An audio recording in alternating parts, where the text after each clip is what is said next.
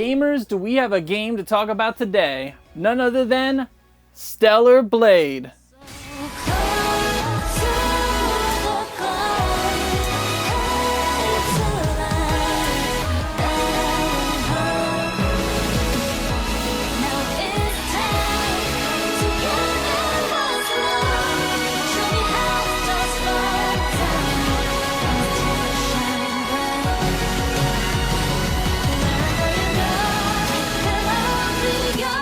Now, there's been a lot of conversation about Stellar Blade, and honestly, I think it's almost entirely misplaced. But today we're going to do a full game review and talk about the real strengths and weaknesses of Stellar Blade. To be totally honest with you, originally I wasn't planning on buying Stellar Blade. In fact, I was thinking I'd probably pass and wait for the reviews to come out. But I think that Shift Up did an incredibly smart thing by releasing the demo of Stellar Blade. Now, is everything that you experience in Stellar Blade represented in the demo?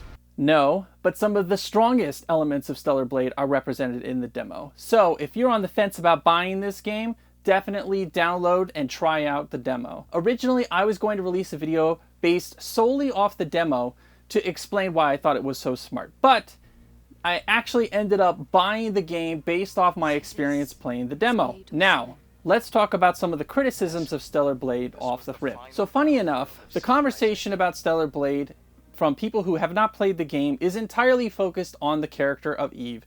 Is she too sexy? Are we censoring the game before it comes out? Well, if you take a look at some of the other protagonists in past games, see Bayonetta, see 2B, I mean, we've had sexy women as the protagonists of games before. This is nothing new for gamers, and if anything, it just makes your main character a little easier on the eyes. I don't know about you guys, but when I play a game and I've got some less than attractive model that I've got to watch running around the screen for 20, 30, 40, 50 hours, it does tend to wear on you after a while. So to have a protagonist that actually is attractive is always a plus in my book. It's not a requirement, but I don't see the harm or foul in that. Now, the big controversy started with IGN, I think it was the French IGN, basically saying she didn't look like a real human being. We know she's based off of a real human being. Now, is this body type run-of-the-mill every day, especially for Americans? No, absolutely not. But that doesn't mean that it's not a person. And if you consider it within the story of Stellar Blade, it actually makes sense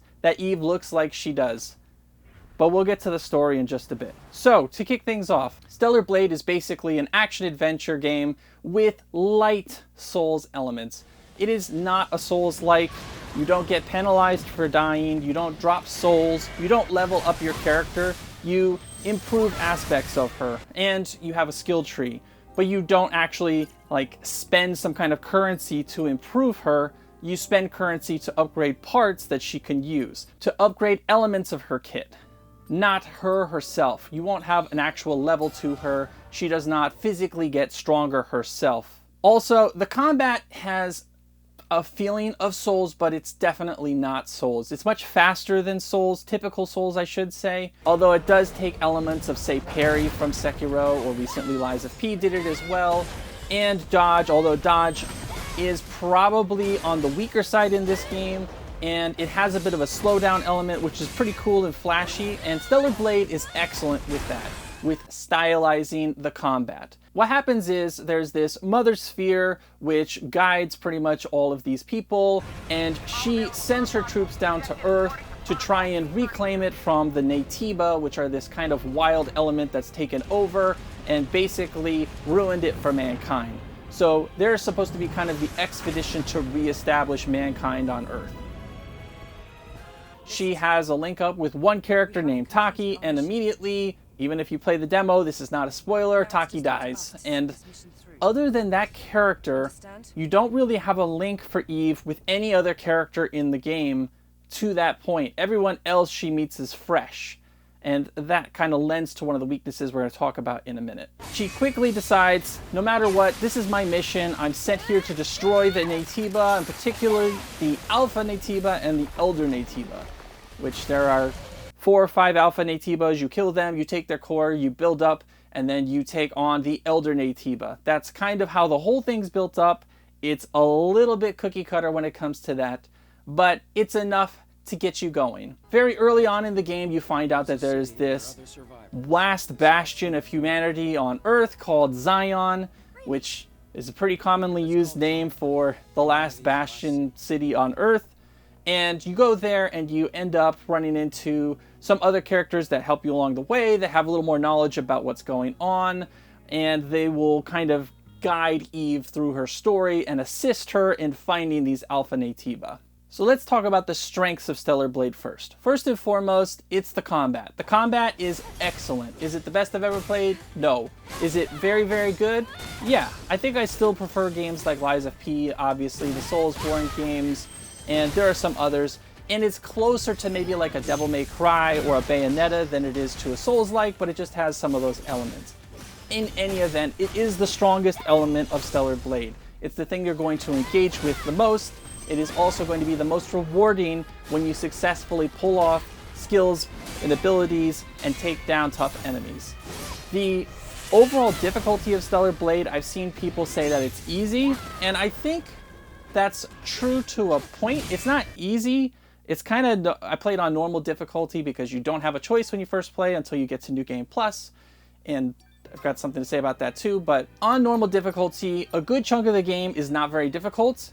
And then there is a quick, steep ramp up towards the end of the game, especially with some of the end game bosses, which will have you feeling more like a Souls-like game because it just takes one or two mess-ups to really get pummeled and die. Overall, I would put it at sort of a moderate difficulty for your first playthrough, with some definite spikes in difficulty on some particular bosses. The other thing that can be very difficult is when you are surrounded by multiple enemies at once. While the combat when you are locked on a single target is pretty good and pretty precise, when you are either free swinging, meaning you're not locked on, or you are surrounded by multiple enemies and you're locked on to one of them, Eve's attacks, generally speaking, go towards the one, so enemies on your sides can flank you and really put you at a disadvantage.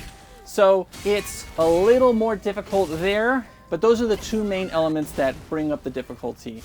A spike in some of the boss difficulty, and when you're surrounded by multiple enemies who are poking and prodding at you all at once. The other main strength of Stellar Blade is the game runs very well. I played mostly on balanced mode.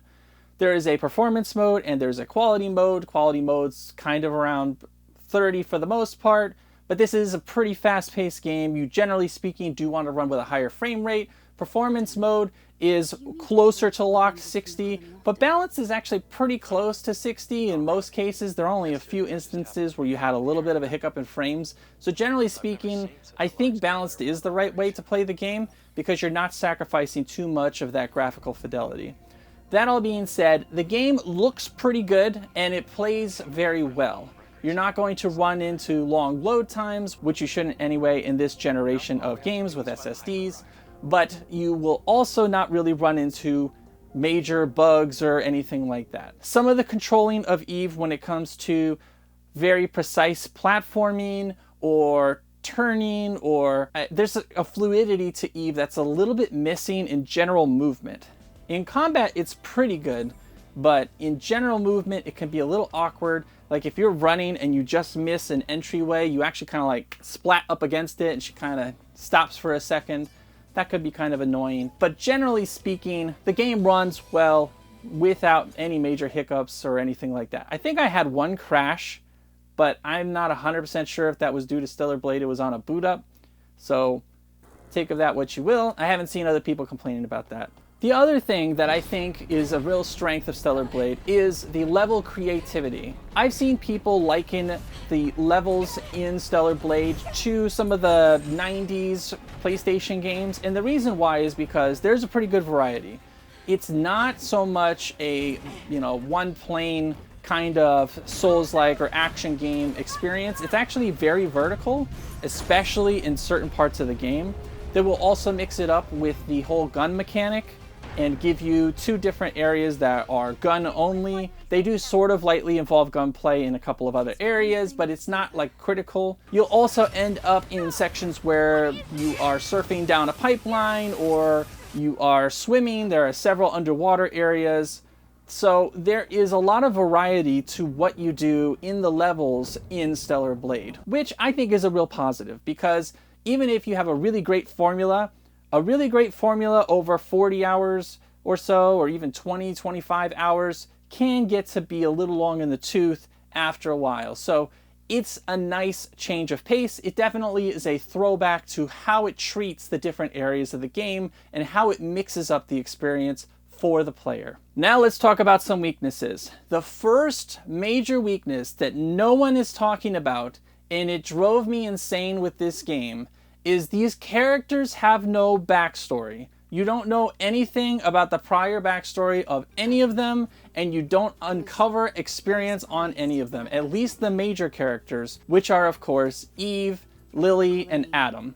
You find out things eventually, and there are, some minor reveals and those types of things, but you never hear about what was life like for these characters before now. Like, Eve talks a little bit about how she knew this person from this group and that kind of thing, but she never talks about prior experiences. There is nothing about life on the colony. It's just they're here now, and Eve is ready to complete her mission, and she's received all the necessary training to basically be a killing machine. Exist for one sole purpose. All we must do is complete the mission. And Lily can basically make things and fix things and innovate things, and she's the repair person, but she has no backstory. She only has one instance towards the end of the game, and you have to find a particular area, and you only get kind of a snippet of what that whole experience was. And then Adam is kind of a similar thing. Adam's probably the most wooden character through the game, which ends up being ironic. I don't want to give it as a spoiler, but the fact that Adam is such a wooden, Tin Man written character, I don't know. It's very frustrating. The fact that none of these characters have these backstories that's laid out over the course of the game is really rough. And that extends to the bosses. The bosses have no backstory. So you run into Gigas and Behemoth and all these other enemies, and that's cool, and some of them are much cooler than others. You don't learn anything about any of them. There are some little memory stick things that pop up that'll tell you a little bit about them, but there's nothing there. So when you end up in these boss fights, almost none of them are built up till the end game. Almost none of them have lore laid out ahead of you. And the best games with these bosses build them up. I mean, when you go through Elden Ring, and I'm sorry for comparing it to Elden Ring, but when you go through a Souls game, you learn about the bosses before you get to them. It builds up the experience. And that's because of how they've affected others around them. There are NPCs in those games that tell you about what's happened, or what kind of the cycle of history has been, and how they've gotten to the point they're in, and why they need to be taken out. These are just, they've gone crazy, Naytibas, they are killing people, and that's it, stop them. It makes it so that they're memorable in that you'll recognize them, but they're not memorable because of anything they've done. Because they're just these feral creatures that don't practically have a brain and haven't had any kind of experience with any other NPCs. That takes me to the next weakness. NPCs in this game are awful. And I mean, if you go to Zion, when you first step out after talking to the mechanical Gandalf looking guy, Oracle, there are, I don't know, half a dozen NPCs that look exactly the same. And they're just stationed like a checkerboard or something.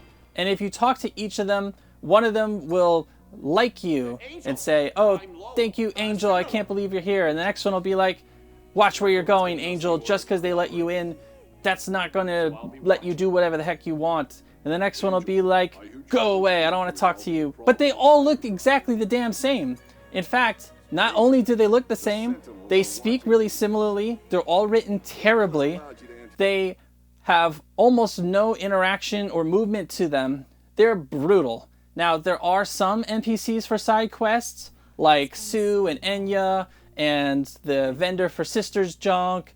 There are a few that are scattered around that have their own model, their own personality to them and backstory, but they're few and far between, and even them, they get annoying because every time you interact with a vendor, they have to have like a 4 or 5 line dialogue between the character and the vendor before you can just look at the shop. So what'll happen is you'll go in there, they'll have a few different options once you finally get through that 4 or 5 line dialogue, saying like shop or whatever side quest you could do for them or end conversation. And if you pick the wrong one, Oh, damn. I meant to hit shop. I hit the side quest. Well, I gotta back out. Let me talk to him again. Hey, Angel. It's great you're back. I can't believe it. I missed you so much. Blah, blah, blah. This is going on. That's going on. 5 more lines. Now get to shop. It's just... You just talked to me 2 seconds ago. I hit the wrong button. Don't make me do that again. That's the smaller annoyance that comes along with the fact that these guys are soulless and lifeless, the vast majority of them. And even the ones that are individual with their own models and have their own stories, they're okay at best. Probably worse than that. So the NPCs in this game are awful. And the writing in this game is really, really bad. I get it that this is a Korean team. It's probably not originally written in English, whoever wrote the story. And so there's some kind of translation that's going on there. But clearly this is marketed to a Western audience. So whoever made the adaptation to the script should have really had an ear for what Western audiences are looking for from this. I don't actually think that the main characters like Eve and Lily are voice acted poorly. I do think they're voice acted strangely because Eve, Lily, and Adam all sound like they're from very different games. They don't kind of go together. Lily's almost like an anime character. Eve is like standard protagonist. I overall thought that Eve's voice acting was totally fine. I didn't have any problem with it whatsoever. Adam is like as wooden as they come. There's just a real lack of care and craft to how these characters interact. Besides all that, you end up with really stupid characters like the hairdresser person who talks a little bit about his daughter, and then there's the awkward fishmonger guy who will say like, oh, aren't you gonna ask me why I'm feeling the way I'm feeling? And Eve's like, well, why would I do that? And I think it was meant to be funny, like it was meant to elicit a little chuckle from our gamers. But it just comes off as like super awkward, cringy, and awful. Beyond that, I think they kind of were a little merciful in the fact that they have a little bulletin board where you can just pick jobs from there and you're not interacting with any NPCs whatsoever. I do like the fact that once you complete a quest, you can select to go right back to that vendor or person. It would have been nice if you could have done it, I don't know, after just looking around the area a little longer, like it had a countdown timer so that you didn't have to immediately guess, oh wait, was there something else I was doing in this area, or should I just go back? Also, it's a little bit annoying that the fast travel system is tied to these camps and these phones. So some you can travel to, some you can't. Okay, I've seen that before in other games. But if you're out in the middle of nowhere, you can't just pick a fast travel point. You have to run to another camp. And if it's one that doesn't have the fast travel phone on it, you gotta run to another camp. So, and the other part is, if you want to go between areas, because there are multiple areas in the game, you have to go to the tetrapod, have a conversation with Adam, pick the new area, load the new area, then once you're there, you go to a camp, then you pick a phone, then you fast travel to hopefully the one that you want to go to, that hopefully has a fast travel phone. Otherwise, you're going to go like, I don't know, a couple 100 meters away and then have to run to it. I know I sound like I'm complaining a lot, but these are all the little gripes that I have that kind of grind your gears after you've been playing this game for a while. Also, if you want kind of like a funny little look into the lack of polish in this game, once you complete one of the main Return the Core to Zion quests, and then you, Adam, and Lily all leave the chamber that it's in, they'll have a quick conversation with you about, oh, here's the next step. Meet me at the tetrapod when you're ready to go to the next place. And then just watch what they do. They just walk aimlessly. They have no pathing to go where they want to go or where they tell you they're gonna go. They just kind of like meander around, and then they'll run into a dead end, and then they'll walk backwards, and then they'll go around a circle, and then they'll turn, and then they're lost. They're like lemmings. It's kind of a funny little thing. It doesn't mean a whole lot, but it just shows a lack of polish in the game. Alright, enough complaining. Overall, I don't think that Stellar Blade's a bad game. In fact, I think it's a good game. If you are into a fast-paced action type of game, Stellar Blade will be a fun time for you to play through. Just try to ignore some of the writing and just kind of go with the story, I guess, and focus on the good stuff, because the good stuff is really good. That's the best thing I could say about Stellar Blade. The fact that the game is in a really good place in terms of how it runs and optimization, it plays very well, The combat is excellent, and the levels are varied and are going to give you kind of that gamey feel to them. They even have quick time events and things that are kind of like what you would find in an Uncharted game. So there are some fun elements to it. There are times when the surroundings are not looking great and they're kind of drab and all the same color. There are also times where you will feel like you've been through this hallway 16 times and where the heck am I supposed to go? But overall, the game outweighs its negatives with its fun parts. Alright, so let's break down the final scores here. For graphics and presentation, Stellar Blade, generally speaking, looks very good. There are some times where the lighting can be a little flat or the areas can be a little dull, but the particle effects, what's happening when you're fighting, the overall look of the game is very solid, it's very good.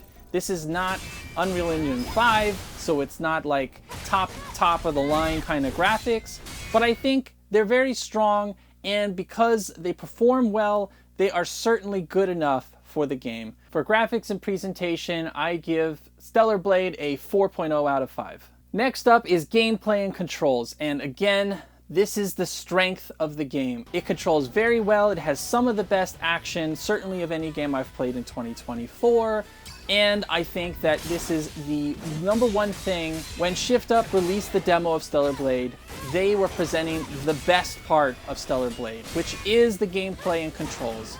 Now, it's not perfect, I do have some little gripes with it, but overall it is excellent. I would give gameplay and controls for Stellar Blade a 4.5 out of 5. This is another strength that I actually didn't talk about previously, but music and sound design. I have to say that the music of Stellar Blade is excellent. Now, these are the same composers behind Nier Automata, which also has an amazing soundtrack, but there are some tracks on here that really hit well. There is the occasional kind of gratingness of every time you go near a camp, it plays whatever the last song is that you had on the little record player. So you're going to hear a lot of the same songs when you go back to camps. And when you're in the open worlds, it also repeats quite a lot. A lot of the tracks around the main bosses in this game are excellent, and they definitely have captured that kind of futuristic, apocalyptic kind of music with a little bit of softness to it at times. And I am a big fan of the soundtrack, along with the overall sound effects being very strong. The parry mechanic, the clang of the swords or the clang of the weapons is excellent. It's one of the better ones that I've heard. Eve does yell kind of repeatedly when you're doing your combos, so that could be annoying if you're against that kind of thing. But I think it's one of the best parts of Stellar Blade as well.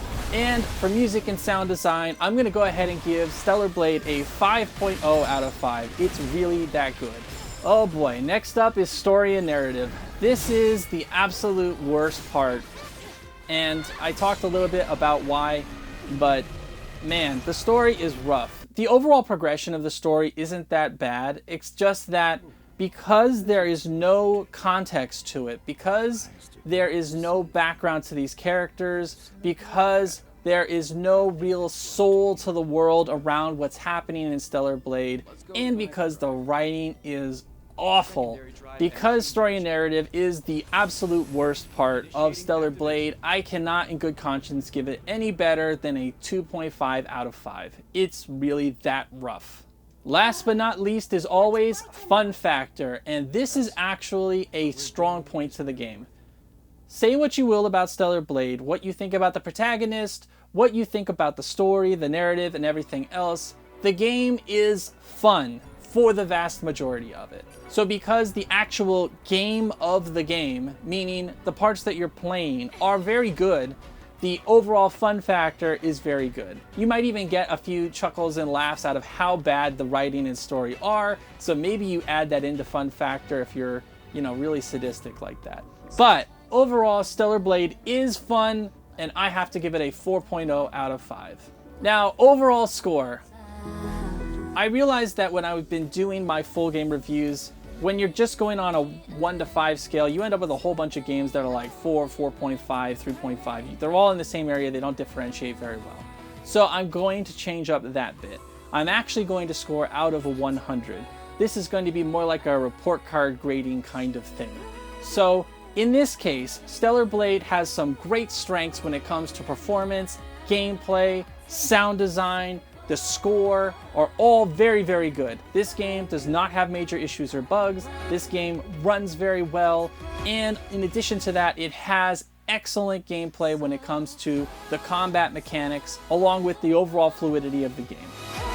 It is let down heavily by the story, by the writing, by the lack of backstory for the characters, by the fact that NPCs are so lifeless and terrible, and a whole bunch of them just look identical to one another. The NPCs are really bad. This game is pretty uneven, but overall I would recommend playing it. So in this case, I'm going to give Stellar Blade a 72 out of 100. Why a 72? Well, it's above passing, it's above a C, it's not much above a C, and the negatives are so much that you can't in good conscience put it in like that B plus range or B range. So I've got to get it in the C's, and it's just enough ickiness to take it away from a really good game, but it's good enough for a really good time, and especially if you can catch it on a sale. I think Stellar Blade on a sale is definitely a good buy. So overall, I will give Stellar Blade a 72 out of 100. My recommendation is to buy it on a sale, not like a super deep discount, but if you can pick it up for like 40 bucks, maybe $49.99, I think that's probably the sweet spot for picking up this game. There's enough in it to keep you busy, and at the same time, it's going to be an enjoyable experience. It's probably just not worth that $70 price tag right off the rip. If you're into action games, you're into combat, you're into big boss battles, you're into spectacle, you're into just a fluid and fun experience, Stellar Blade will be worth your time and money, but I cannot help but talk about some of the negatives, and it definitely has some major drawbacks. Also, a PSA about New Game Plus. I went into New Game Plus and I picked normal again just to see what would happen, and it doesn't ramp up at all, it feels like. I haven't played through the whole thing, but it becomes like super easy mode on normal in New Game Plus because you have all of your upgrades. So just a PSA, if you do decide to play New Game Plus and you want any challenge whatsoever, you probably want to put it up to hard. If you don't care about that and you just want to platinum the game, keep it on normal and you'll just blitz through it again, not a problem whatsoever. But that's gonna do it for today. So let me know in the comments down below, how do you feel about Stellar Blade? Are you gonna play it? Are you against it? Is it censored? Is it too sexy? Let me know. This is Pirates for Pirates Gaming saying thank you for watching, and until next time, I will see you there.